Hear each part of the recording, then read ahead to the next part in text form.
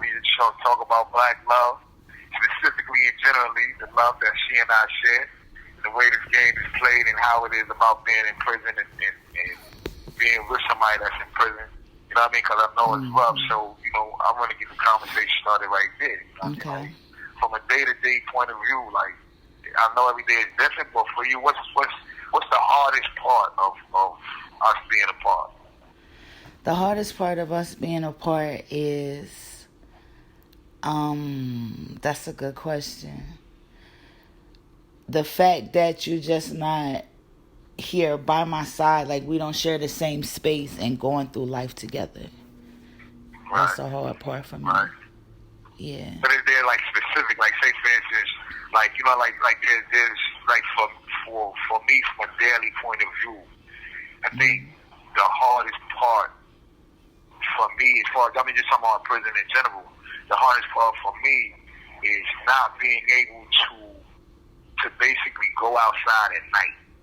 Right? Like that's the biggest thing. Right, it's not necessarily, we go outside in the daytime, but to be outside in the dark, you know what I mean? And just be kicked back and that's what, you know what I mean? And enjoying that night air. To me, that's a major part that I miss. So when it comes down to from a day-to-day point of view, is it really like, is it the companionship aspect of it? Or is it like, like the little things? Okay, like what little things? So like companionship wise, I feel like completely fulfilled. But it's interesting that you talked about, like the night air, because that is the part I would say that's hardest for me. Like I'll be good, and then I might go out and I'll see like a couple out somewhere doing something together, or like right now, like the way the seasons is going, like it's getting warmer, and you see more people out and the windows down and playing music and stuff, and it's like those moments are great, but I want to share those moments with you here with me. You know what I'm saying? Right. So that'd be a hard part, and it's not just for me. Like I want you here for me. Like I want you there for you. Like I want you to enjoy those things.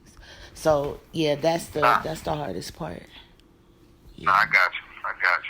I guess for me, like of course you always go through it. Out there, you told me all the time how people be like, yo, how you putting your life on hold and things of this nature and those type of questions.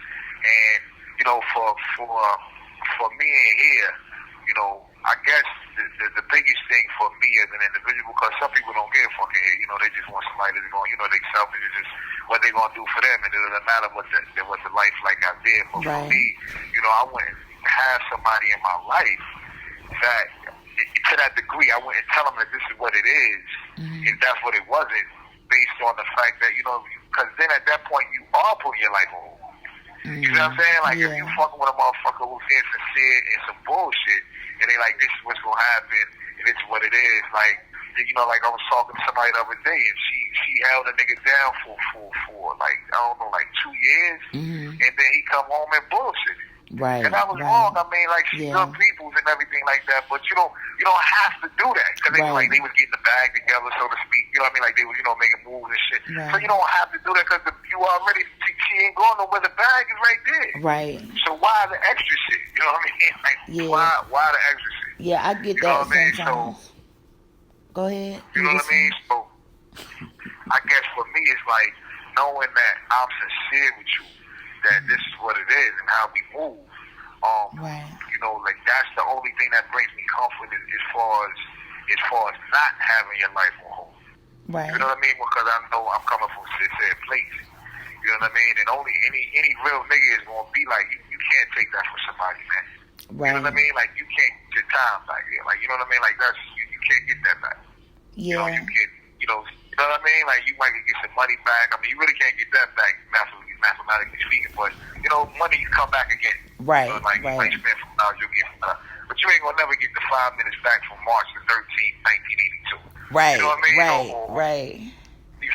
Yeah, that is true. Like, a lot of people that don't really know me, they always assume that I'm not happy or like you said, they were like, I've got the phrase, well, I just want you to get all the things, or get the things you want out of life. And I'll be like, but I am. And I'll be like, why do people assume that because they don't see certain things happening in my life that I'm not happy? That was always weird to me.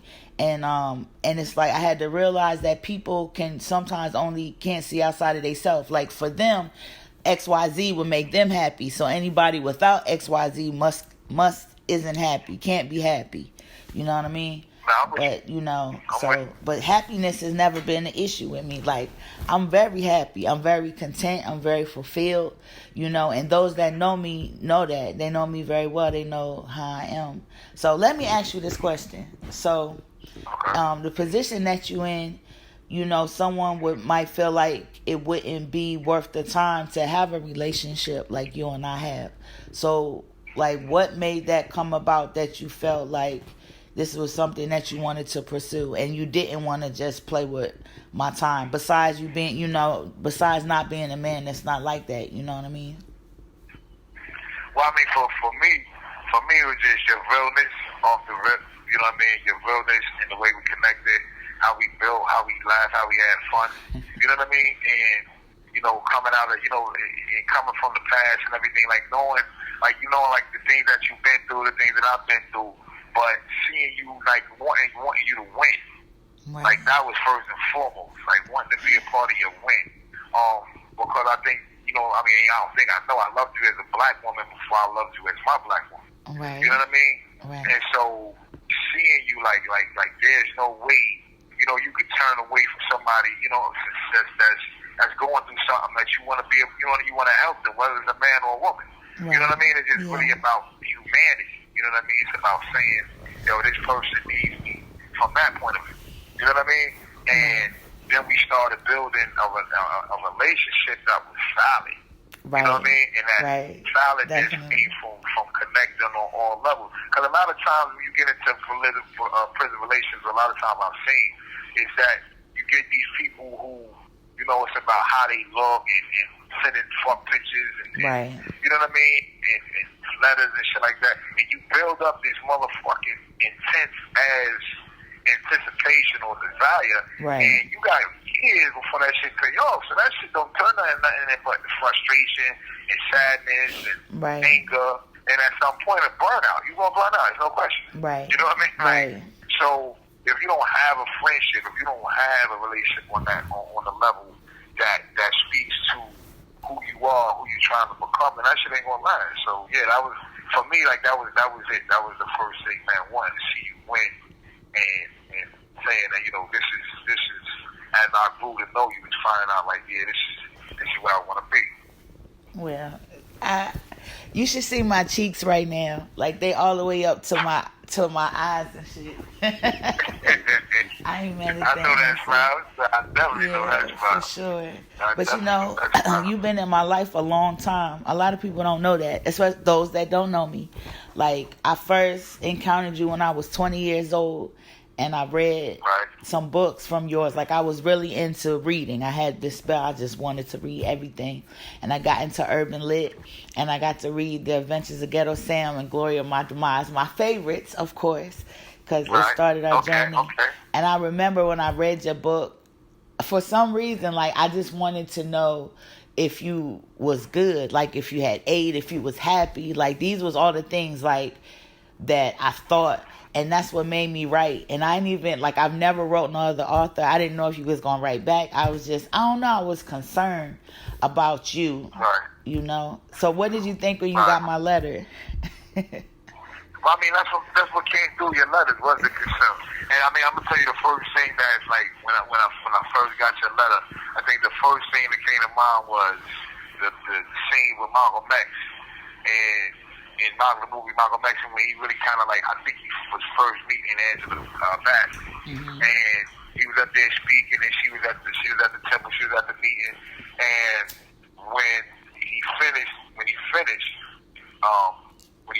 spoke, and she walked up, and they introduced to one another, and I think she said, "Do you know what I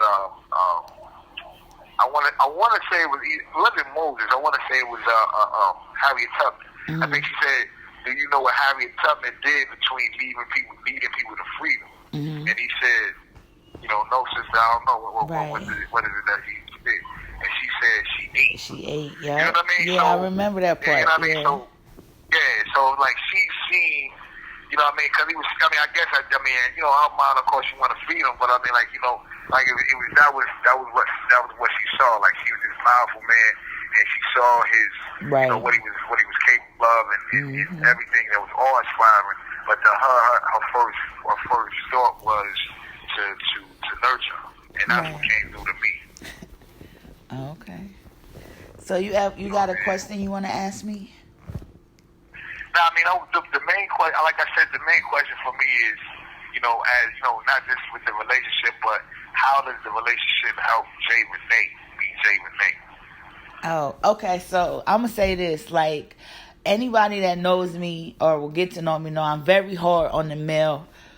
I was gonna say species. I don't even know if that's what you say, but I can be very hard on men. So, the fact that I can vibe with you in a very real way, this is like beyond romantic feelings, means a lot to me. Cause I'm like, I don't want to say, I think subconsciously I'm always waiting for a dude to do something so I could be like, see, this is exactly why, so I can go on my little, my mad black woman stance or whatever. So, you really helped ground me. And, when I was dealing with my mental health a lot worse, like, you was there for me in a major way. Like, there was times that I couldn't even express myself. And when people see me, they think I express myself so well, and I do. But there was a time that I couldn't even, had so much anxiety, I couldn't even speak. You know what I mean? And I remember, like, during those times, like, you was there for me and you helped me through it, and sometimes you would just sit on the phone and it just be silent, and you just, you like, well, what color is it? Or, stuff like that. And that was very helpful, extremely helpful, especially coming from an upbringing and some past things in my life to where anytime you have 60 seconds remaining, I tried to express myself, it was shot down in a way that made me not want to express myself. It was trauma.